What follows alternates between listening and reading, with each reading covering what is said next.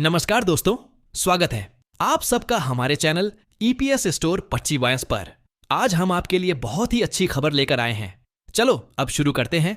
EPS 95 pension. देश भर के लाखों केंद्र सरकार के कर्मचारियों और पेंशनरों के लिए अच्छी खबर सामने आई है। सरकार ने महंगाई भत्ते डीए में 4% की बढ़ोतरी को मंजूरी दे दी है, जिससे अब कुल डीए बढ़कर 50% तक पहुंच गया है। यह बढ़ोतरी 1 जुलाई 2025 से प्रभावी मानी जा रही है और इसका भुगतान अगस्त माह से शुरू होगा।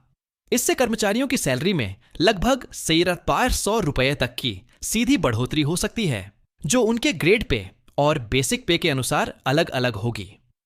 सरकार की इस घोषणा से न केवल मौजूदा कर्मियों बल्कि रिटायर्ड पेंशनर्स को भी बड़ा लाभ मिलेगा। ईपीएस 95 पेंशनर्स को राहत। ईपीएस 95 योजना के तहत आने वाले पेंशनर्स के लिए भी एक महत्वपूर्ण निर्णय लिया गया है। सरकार द्वारा इस बार ईपीएस 95 पेंशनर्स के न्यूनतम पेंशन में संशोधन पर गंभीर विचार किया जा रहा है। पेंशनर्स की लंबे समय से मांग रही है कि न्यूनतम मासिक पेंशन को बढ़ाकर कम से कम 765 रुपये किया जाए। सूत्रों की माने तो इस पर कैबिनेट स्तर पर मंथन चल रहा है और जल्द ही कोई बड़ा फैसला लिया जा सकता है। इससे देश भर में करीब 65 लाख पेंशनर्स को सीधा लाभ मिलेगा, जो सालों से इस योजना के तहत न्यूनतम राशि पर निर्भर हैं। डीए में 4% की बढ़ोतरी के बाद कर्मचारियों की सैलरी में साफ साफ फर्क देखने को मिलेगा। अगर किसी कर्मचारी की मूल सैलरी 35,000 रुपये है, तो उसे अब डीए के रूप में लगभग 17,000 से 500 रुपये मिलेंगे, जो पहले के मुकाबले 1,400 रुपये ज्यादा होंगे। उच्च ग्रेड पे वाले अधिकारियों को यह बढ़ोतरी अधिक लाभ पहुंचाएगी।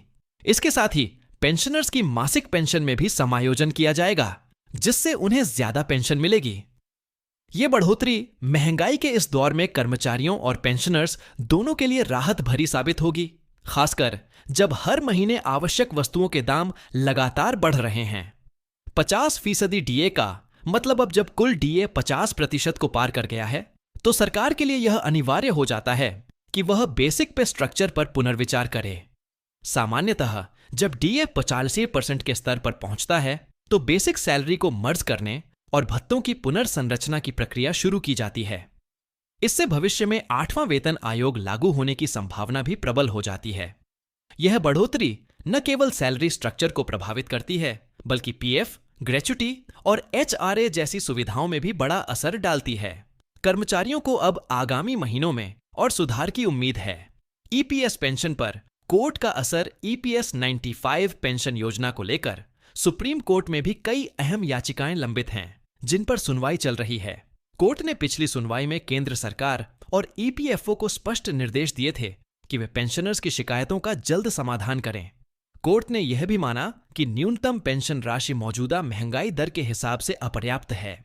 यदि कोर्ट की ओर से कोई ठोस निर्णय आता है, तो ईपीएस 95 पेंशनर्स को सीधे तौर पर लाभ होगा। ऐसे में सरकार भी कोर्ट के निर्देशों को ध्यान में रखते हुए सुधार की दिशा में कदम बढ़ा सकती है। कर्मचारियों की प्रतिक्रिया। सरकारी कर्मचारियों और पेंशनर्स ने इस फैसले का स्वागत किया है। उनका कहना है कि लगातार बढ़ती महंगाई के बीच यह बढ़ोतरी निश्चित रूप से मददगार साबित होगी। विशेष रूप से रिटायर्ड कर्मी जो मेडिकल खर्च और घरेलू आवश्यकताओं में पहले से ही दबाव महसूस कर रहे थे, अब थोड़ी राहत महसूस कर रहे हैं। कुछ कर्मचारी संगठनों का कहना है कि यह कदम सराहनीय है, लेकिन सरकार को अब 8वें वेतन आयोग की भी घोषणा करनी चाहिए, ताकि भविष्य में कर्मचारियों को स्थायी राहत मिल सके। इससे न केवल उनका मनोबल बढ़ेगा, बल्कि उनकी उत्पादकता में भी सकारात्मक असर पड़ेगा। भविष्य की उम्मीदें। जैसे जैसे आर्थिक स्थितियां स्थिर हो रही हैं, सरकार अब धीरे धीरे पेंशन और भत्तों में सुधार की दिशा में काम कर रही है। ईपीएस 95 योजना के तहत न्यूनतम पेंशन को बढ़ाकर 17,500 रुपये करने की तैयारी, डीए में लगातार बढ़ोतरी और वेतन ढांचे की समीक्षा इस ओर इशारा कर रही है कि कर्मचारी हित अब प्राथमिकता में हैं। भविष्य में अगर 8वें वेतन आयोग की घोषणा होती है, तो कर्मचारियों की सैलरी में और सुधार देखने को मिलेगा। साथ ही इससे निजी क्षेत्र में भी वेतन ढांचे पर असर पड़ सकता है। फिलहाल यह फैसला कर्मचारियों और पेंशनर्स के लिए एक बड़ी जीत मानी जा रही है। अगर आप इस चैनल पर नए हैं, तो आप सबसे पहले सब्सक्राइब करें